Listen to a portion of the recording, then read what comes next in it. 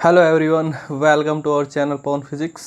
आज के इस वीडियो में हम डिस्कस करेंगे AC voltage applied to a capacitor. Last videos में हमने रेजिस्टर और इंडक्टर के अक्रॉस एसी सप्लाई कनेक्ट करके हमने करंट और voltage as well as power के लिए हमने वहाँ पर रिलेशंस वेरिएशंस जो है वो स्टडी किया। अब हम स्टडी करेंगे कैपेसिटर के लिए। तो सबसे पहले हमारे पास कैपेसिटर होता क्या है। Capacitor is an arrangement to store the charge. Charge को स्टोर करने के लिए हमारे पास जो अरेंजमेंट होता है उसको हम कैपेसिटर का नाम देते हैं। ये हम पहले भी जो हमारी फर्स्ट यूनिट थी उसके अंदर हम स्टडी कर चुके हैं। तो देखिए, ज़्यादा डिटेल में न जाते हुए, मान लीजिए आपके पास कोई कैपेसिटर है।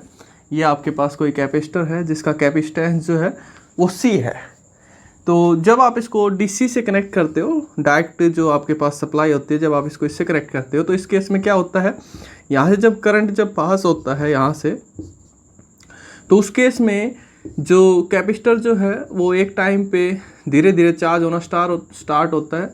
जब वो फुल्ली चार्ज हो जाता है, जिस टाइम पे वो फुल चार्ज हो जाता है, उसके बाद क्या होता है, आप उसको करंट की सप्लाई देते हो, कोई फ़ायदा नहीं होता है।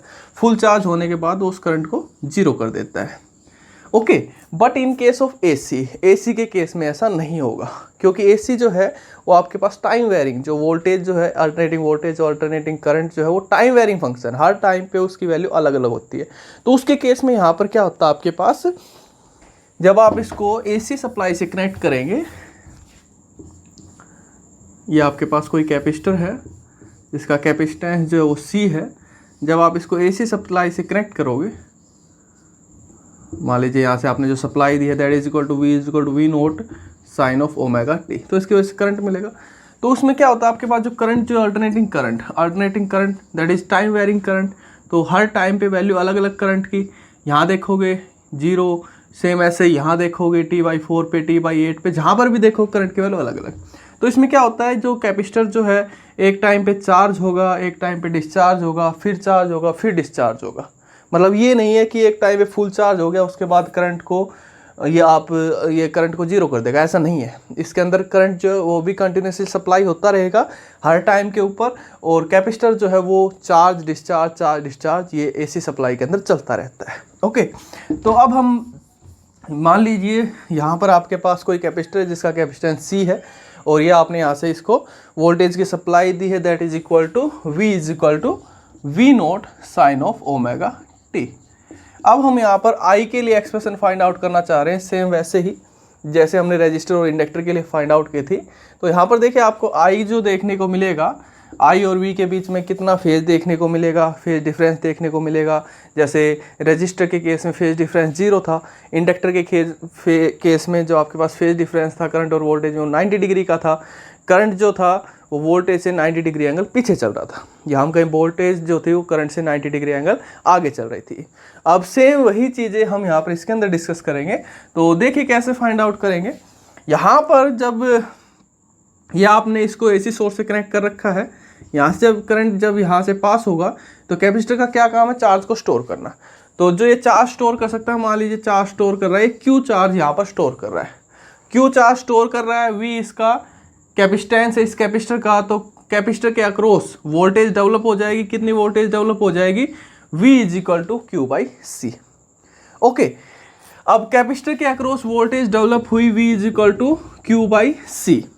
अब according to Kirchhoff second rule, जो हमारे पास किरचॉफ सेकंड रूल जो है, जो आपके पास सेकंड लॉ जो है that is equal to total EMF या हम कहें टोटल वोल्टेज या summation of IR is equal to 0 along any close circuit. किसी भी क्लोज सर्किट के अलोंग जो आपके पास टोटल EMF जो है या टोटल वोल्टेज जो है या आपके पास जो product of voltage and current जो है वो आपके पास क्या होता है, 0 होता है। अब जरा ध्यान से देखिए, इस एसी सर्किट के अंदर एक वोल्टेज आपके पास ये है, रास्ते में कुछ नहीं है, ना ही कोई रजिस्टर कैपेसिटर कुछ भी नहीं है। यहाँ पर आपके पास कैपेसिटर है जिसके अक्रॉस वोल्टेज डेवलप हो रही है Q/C, और तो रास्ते में कुछ भी नहीं है। Then according to Kirchhoff second rule that voltage must be equal to this voltage. हम यहाँ पर जो कैपेसिटर जो लेकर के चल रहे हैं, आइडियल कैपेसिटर लेकर के चल रहे हैं। आइडियल कैपेसिटर मतलब 100% प्योर। यहाँ पर सिर्फ और सिर्फ आपको इसके अक्रॉस कैपेसिटेंस ही देखने को मिलेगा। वैसे तो जो आपके पास कैपेसिटर है उसके अंदर थोड़ा बहुत रेजिस्टेंस भी देखने को मिलता है, इंडक्टिव रिएक्टेंस भी देखने को मिलता है। जैसे वहाँ पर आपके पास जो आपके पास इंडक्टर का केस है उसमें आपको रेजिस्टेंस भी देखने को मिलता है और थोड़ा बहुत आपको वहाँ पर कैपेसिटेंस का भी रोल देखने को मिलता है। सेम वैसे इसके अंदर भी रेजिस्टेंस भी देखने को मिलता है और थोड़ा बहुत इंडक्टेंस का रोल भी होता है, लेकिन हम मान करके चल रहे हैं ये 100% प्योर है, आइडियल है, सिर्फ और सिर्फ कैपेसिटेंस का काम यहाँ पर, कैपेसिटर का काम ये कर रहा है यहाँ पर।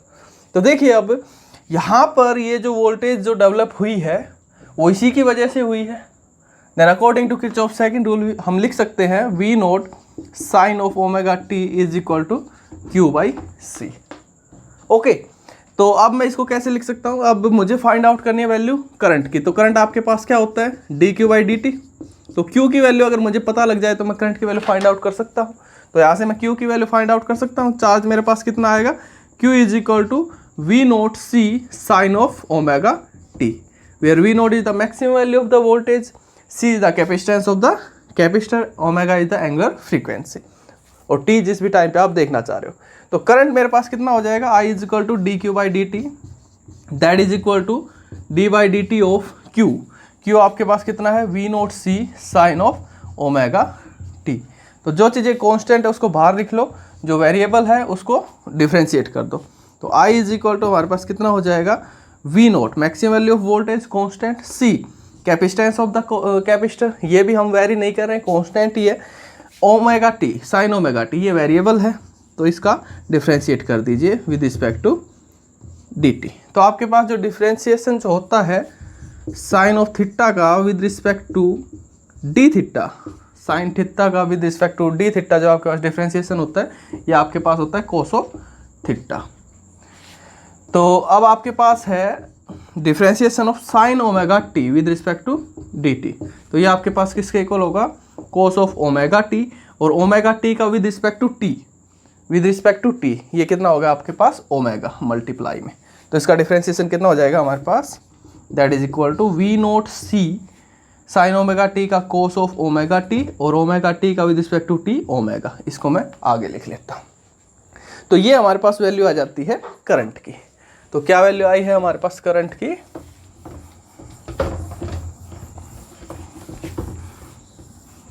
I is equal to V naught omega C sine of cos of omega t. अब मैं जरा इसको थोड़ा सा साइन की फॉर्म में लिखने की कोशिश कर रहा हूँ, दोनों एक साइन की फॉर्म में लिखना चाह रहा हूँ। तो मैं इसको कैसे लिख सकता हूँ, I is equal to V naught omega C sine of 90 plus omega T, यही होता है आपके पास cos theta is equal to sine 90 plus theta. तो इसको मैं ऐसे लिख सकता हूँ, या ऐसे भी लिख सकता हूँ I is equal to V naught omega C sine of omega T plus pi by 2। Okay, अब अगर मैं इसको थोड़ा सा और सिंप्लीफाई करके लिखना चाहूँ तो देखिए कैसे लिख सकता हूँ, I is equal to V naught divided by 1 by omega C लिख सकता हूँ। ये 1 बाई ओमेगा सी ऊपर जाएगा तो ओमेगा सी मल्टीप्लाई में, ऐसा क्यों लिख रहा हूँ अभी बताएंगे वो भी, sine of omega T plus pi by 2। अब मैं आपसे पूछता हूँ कि आप मुझे मैक्सिमम वैल्यू बताइए करंट की कब और कितनी देखने को मिलेगी। तो मुझे मैक्सिमम वैल्यू करंट की कब देखने को मिलेगी, जब ये वाला फैक्टर ये एंगल 90 डिग्री का होगा कंप्लीट, साइन 90 कितना 1, इससे ज़्यादा तो हमें करंट की वैल्यू देखने को नहीं मिलेगी। इससे ज़्यादा हो तो करंट की वैल्यू कितनी देखने को मिलेगी आपको, साइन 90 पे, that is equal to maximum value of current I naught से रिप्रेजेंट कर रहा हूँ, sine 91 that is equal to V naught by 1 by omega C, या इसको ऐसे भी लिख सकता हूँ V नोट ओमेगा सी। तो इसकी जगह क्या लिख सकता हूँ, आई नोट लिख सकता हूँ इसकी जगह। तो मेरे पास करंट की क्या वैल्यू आ गई, I is equal to I naught sine of omega T plus pi by 2, where I naught जो है हमारे पास कितना है, V naught by 1 by omega C. अब हमारे पास ये देखिए रिलेशन आ गया है वोल्टेज और करंट का दोनों साइन की फॉर्म में। अब देखिए आगे, सबसे पहले तो इस इक्वेशन को हम कंपेयर करते हैं। ये जो हमारे पास इक्वेशन आई है, ये equation I naught is equal to V naught by 1 by omega C, अगर मैं इसको कंपेयर करता हूँ I is equal to V by R से, then that must be equal to resistance. तो ये रेजिस्टेंस के इक्वल होना चाहिए। तो ये आपके पास रेजिस्टेंस ही है। रेजिस्टेंस किसका है, ये आपके पास कैपेसिटर के लिए है। जो रजिस्टर आपके पास, जब आपके पास रेजिस्टेंस होता है इन केस ऑफ रजिस्टर, आपके पास इन केस ऑफ इंडक्टर आपके पास होता है इंडक्टिव रिएक्टेंस। रेजिस्टेंस ही होता है इंडक्टर के लिए। सेम वैसे ही कैपेसिटर के लिए रेजिस्टेंस है, जिसको हम नाम देते हैं कैपेसिटेटिव रिएक्टेंस का, रिप्रेजेंट करते हैं एक्स और सब्सक्रिप्ट में सी। ये आपके पास कैपेसिटेटिव रिएक्टेंस, क्या नाम देते हैं इसको, capacitive reactance, that is equal to 1/ω/c। किसके इक्वल है ये, 1/ω/c, या ऐसे भी लिख सकते हैं 1/2π/c। वो हमारे पास किसके इक्वल आया था, XL is equal to ω/L। ये आपके पास किसके इक्वल आया है, 1/ω/c, that is equal to 1/2π/c। Confuse नहीं होना है। ओके, तो ये आपके पास रेजिस्टेंस है एक टाइप से कैपेसिटर का। यूनिट जो होती है वो रेजिस्टेंस के इक्वल ही होती है, ओम में ही हम इसको मेजर करते हैं। डायमेंशन फॉर्मूला भी वही होता है, सिर्फ फॉर्मूला अलग है। ओके, अब वापस चलिए इन इक्वेशंस के ऊपर। देखिए अब हमारे पास ये रिलेशन आ गया V और I के साथ। तो इसमें हम क्या ऑब्जर्व कर रहे हैं, जो करंट जो है वो वोल्टेज से 90 डिग्री एंगल आगे चल रहा है। दिख रहा है यहाँ पर V is equal to V0 sine omega T, I is equal to I0 sine omega T plus π/2। Phase difference कितने का है, 90 डिग्री का है। और आगे कौन चल रहा है, करंट आगे चल रहा है, प्लस आगे कौन चल रहा है, करंट चल रहा है। इंडक्टर के केस में आगे कौन चल रही थी, वोल्टेज चल रही थी 90 डिग्री के एंगल से। रजिस्टर के केस में both are in the same phase, phase difference कितना था, वहां पर 0 था। लेकिन in case of capacitor current जो है वो वोल्टेज से 90 डिग्री एंगल आगे चलेगा, करंट जो है वोल्टेज से 90 डिग्री एंगल आगे चलेगा। तो अगर मैं इसको ग्राफिकल रिप्रेजेंटेशन देना चाहूँ तो कैसे दे सकता हूँ, देखिए जरा ध्यान से इसको। ये आपके पास T, इधर के साइड आपके पास V और I। तो यहाँ सबसे पहले या तो करंट को दिखा लीजिए या वोल्टेज को दिखा लीजिए। जैसे मैं यहाँ पर वोल्टेज को दिखा रहा हूँ, इससे ये मैंने दिखाया पहले वोल्टेज को। ओके, ये that is maximum value of voltage, जिसको हम नाम देते हैं V0 का। ये 0 that is T/2, that is T, that is T/4, that is 3T/4, और डिवाइड करना चाहो T/8, S one up to ऐसे, ठीक है। अब करंट जो है, करंट के लिए दिखाऊंगा, कैसे दिखाऊंगा, करंट जो है वो वोल्टेज से 90 डिग्री एंगल आगे चल रहा है।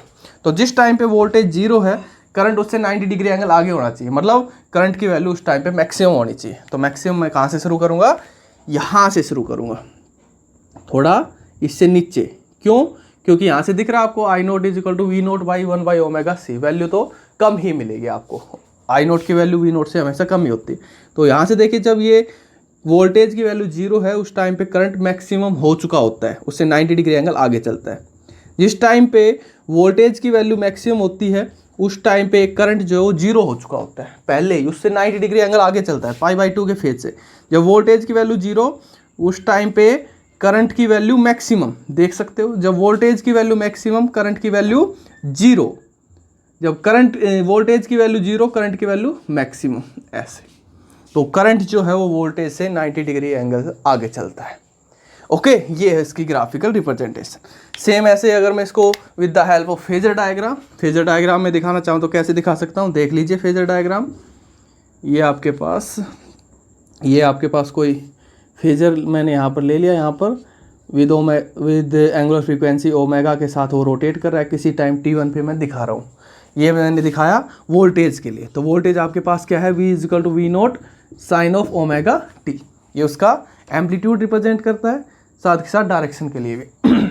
अब करंट के लिए दिखाऊंगा, तो करंट जो है वो वोल्टेज से 90 डिग्री एंगल आगे चल रहा है। तो आगे दिखाऊंगा, कैसे दिखाऊंगा, आगे देख लीजिए। अब करंट जो है वो वोल्टेज से 90 डिग्री एंगल आगे, तो ये आपने इसका जो यहाँ पर एम्पलीट्यूड जो दिखाना है वो करंट का, वो वोल्टेज से कम दिखाना है। That is maximum value of voltage, that is equal to V0, that is maximum value of current, that is equal to I0। I0 जो है, करंट जो है वो हमेशा वोल्टेज से कम ही होता है, हालांकि आगे चलता है, पीछे चलता है, लेकिन मैग्नीट्यूड जो मैक्सिमम जो एम्पलीट्यूड जो मिलेगा वहाँ पर, मैक्सिमम मैग्नीट्यूड जो होता है, एम्पलीट्यूड जिसे हम नाम देते हैं, वो कम ही रहता है। तो ये यहाँ पर वोल्टेज से 90 डिग्री एंगल आगे, फेज कितना हो गया, फेज डिफरेंस कितना हो गया वोल्टेज और करंट में, 90 डिग्री का हो गया। और करंट जो है वो वोल्टेज से 90 डिग्री एंगल आगे चल रहा है। I equal to I0 sine of omega t. यहाँ पर यहाँ से देखना चाहो, यहाँ से देख लीजिए, पहले मैंने करंट को दिखाया, और करंट जो है ये इधर की साइड है, वोल्टेज इसके पीछे है, 90 डिग्री एंगल वोल्टेज इससे पीछे है। ये इसका फेजर डायग्राम। ओके, अब इससे रिलेटेड सबसे पहले तो कंसेप्चुअल प्रॉब्लम्स करते हैं, देखिए।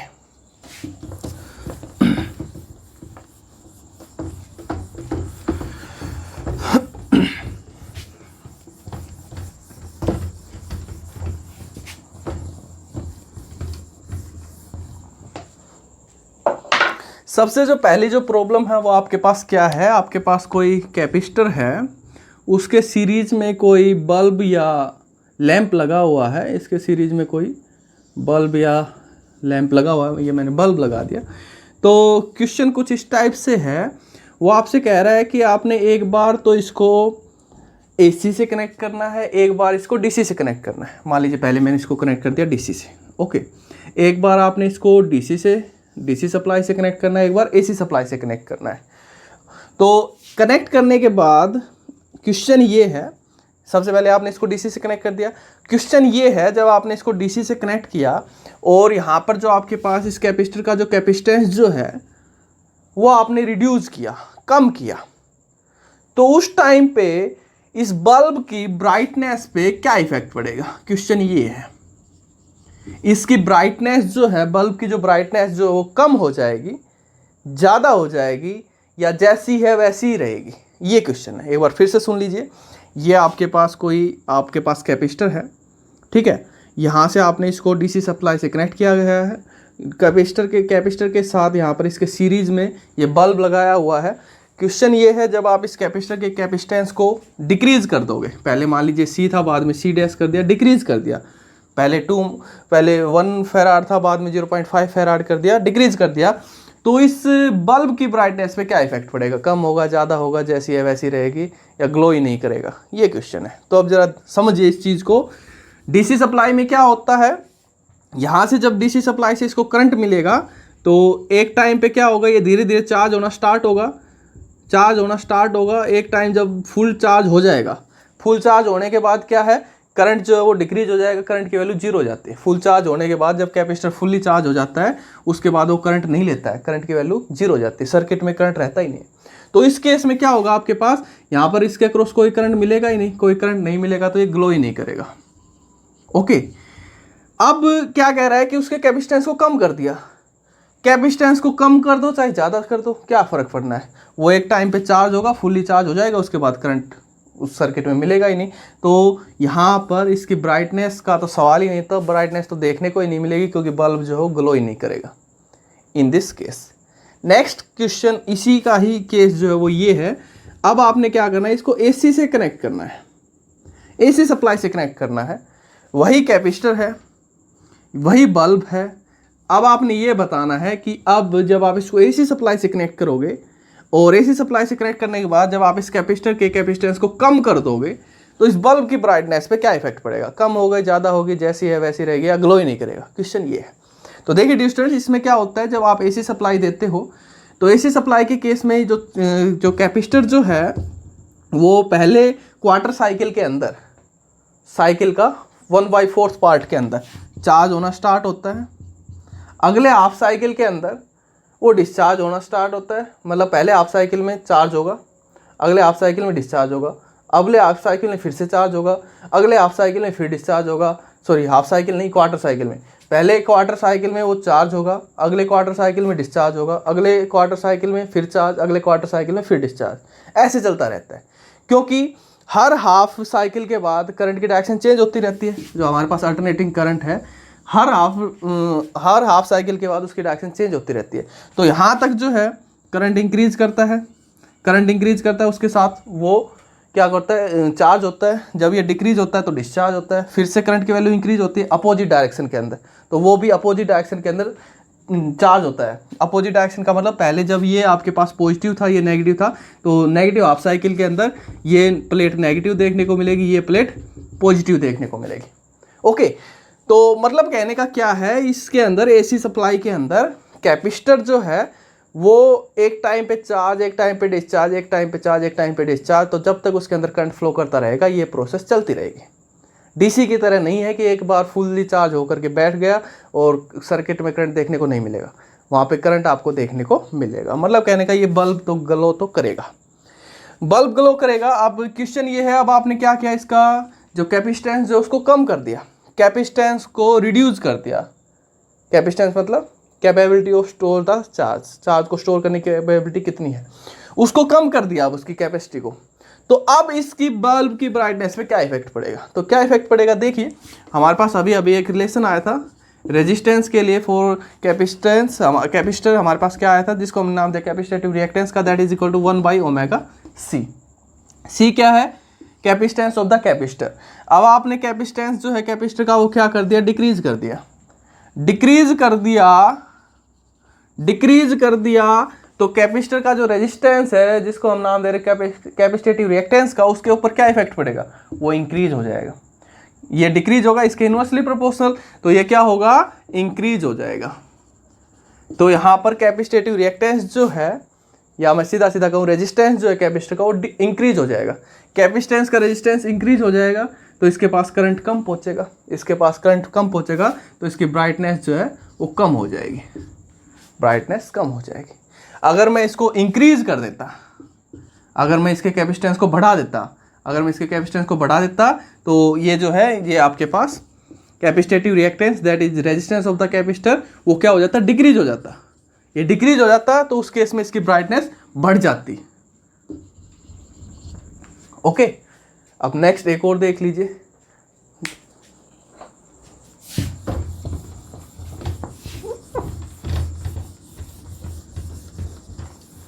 नेक्स्ट जो कंसेप्चुअल जो प्रॉब्लम है वो इंडक्टर के लिए है। क्वेश्चन क्या है देखिए, कुछ क्वेश्चन ये है आपके पास कि आपके पास कोई ओपन इंडक्टर है। ओपन इंडक्टर का मतलब खाली आपके पास कॉइल है, अंदर से होलो है। इसके साथ आपने सीरीज में यहाँ पर कोई बल्ब लगा रखा है, ओके, और आपने इसको कनेक्ट कर रखा है एसी सप्लाई के साथ। एसी सप्लाई के साथ आपने इसको कनेक्ट कर रखा है। अब आपने क्या किया, यहाँ पर इसके अंदर आपने कोई रोड इंसर्ट कर दी, आयरन रोड इसके अंदर इंसर्ट कर दी अच्छी खासी, मतलब उसका एरिया है, थिकनेस है, वो इसके अंदर आपने इंसर्ट कर दी। तो अब आपने ये बताना है जब आप इसकी को क्लोज कर दोगे, रोड इंसर्ट करने के बाद, तो उस टाइम पे इस बल्ब की ब्राइटनेस पे क्या इफेक्ट पड़ेगा। बल्ब की ब्राइटनेस कम हो जाएगी, ज़्यादा हो जाएगी, जैसी है वैसी ही रहेगी, क्या होगा। तो देखिए डियर स्टूडेंट्स, इस केस में क्या होगा, यहाँ से जो आपने सप्लाई दी है, एसी सप्लाई दी है, तो इस केस में जब आपने इसके अंदर रोड इंसर्ट कर दी तो क्या होगा, यहाँ पर मैग्नेटिक फ्लक्स इंक्रीज होगा। मैग्नेटिक फ्लक्स इंक्रीज होगा तो इसके इंडक्टेंस पे क्या इफेक्ट पड़ेगा, phi b is directly proportional to I। ये आपके पास इंडक्टर है, तो इंडक्टर है तो इंडक्टेंस फिनोमेना देखने को मिलेगा आपको। तो phi b is equal to Li, या L is equal to phi b upon I।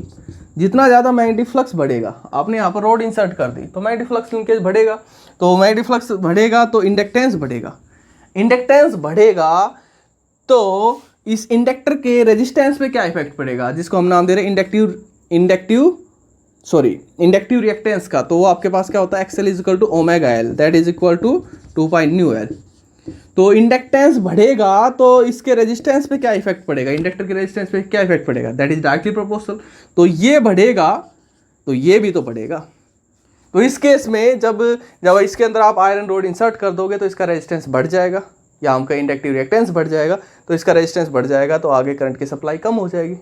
Resistance कम होगा तो करंट ज़्यादा फ्लो करेगा, रेजिस्टेंस ज़्यादा है तो कम फ्लो करेगा, तो आगे करंट की सप्लाई कम हो जाएगी, तो इसकी जो ब्राइटनेस जो है वो कम हो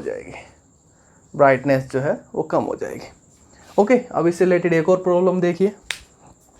ए 15 microfarad capacitor is connected to a 220 volt 50 hertz source. कोई आपके पास 15 माइक्रोफैराड का कैपेसिटर है, उसका कैपेसिटेंस कितना है, 15 माइक्रोफैराड है। ये आपके पास कोई 15 माइक्रोफैराड का कैपेसिटर है, वो किसी सोर्स से कनेक्ट है, तो फ्रीक्वेंसी गिवन मतलब एसी सोर्स है, फ्रीक्वेंसी कितनी है 50 हर्ट्ज, और वोल्टेज कितनी है 220 वोल्ट। तो कुछ लिखा नहीं हुआ है, इट मीन्स ये आपके पास RMS वैल्यू है, वोल्टेज की RMS वैल्यू है। Find the capacitive reactance and the current. Capacitive reactance निकालना है आपने, और साथ के साथ करंट निकालना है। करंट कौन सा? RMS करंट भी और साथ के साथ पीक करंट भी, मैक्सिमम करंट भी निकालना है in the circuit. If the frequency is doubled, अगर फ्रीक्वेंसी को डबल कर दिया जाए, what happen to the capacitive reactance and the current, तो कैपेसिटेटिव रिएक्टेंस और करंट पे क्या इफेक्ट पड़ेगा। इसको बाद में करते हैं, पहले इसको देखते हैं। तो आपके पास कैपेसिटर का कैपेसिटेंस कितना है? 15 माइक्रो फैराड, और वोल्टेज कितनी है? दैट इज RMS 220 वोल्ट, और frequency, natural frequency that is equal to 50 hertz. तो सबसे पहले फाइंड आउट कर लेते हैं कैपेसिटेटिव रिएक्टेंस। तो कैपेसिटेटिव रिएक्टेंस हमारे पास क्या होता है? XC that is equal to 1/ωc। Omega की वैल्यू गिवन नहीं है, लेकिन न्यू की वैल्यू गिवन है, तो ओमेगा हमारे पास क्या होता है? 2π nu. Omega is equal to 2π nu. तो सभी को पहले SI सिस्टम में कन्वर्ट कीजिए। तो ये आपके पास कैपेसिटेंस माइक्रो फैराड, फैराड में कन्वर्ट कीजिए। 15.0 into 10⁻⁻6 farad. Volt okay, hertz okay, value put कीजिए। 1/2 into 3.14 into nu 50 into C that is equal to 15.0 into 10⁻⁻6। Solve कीजिए सारे को। सोल्व करने के बाद जो भी आपके पास वैल्यू आएगी दैट इज अप्रोक्सीमेटली 212 ओम। आप चेक करके देखिए, यही आती है, कुछ और आती है। तो ये आ गया इसका कैपेसिटेटिव रिएक्टेंस। अब करंट देखिए, सबसे पहले RMS करंट। तो RMS करंट जो है उसको मैं सीधा सीधा लिख सकता हूँ आपके पास I is equal to V/XC, यही होता है हमारे पास इन केस ऑफ कैपेसिटर। तो ये आपके पास क्या होगा? IRMS is equal to VRMS। ये जो भी वैल्यू आ रही है हमारे पास RMS के अंदर ही आती है। तो ये आपके पास कितना हो जाएगा?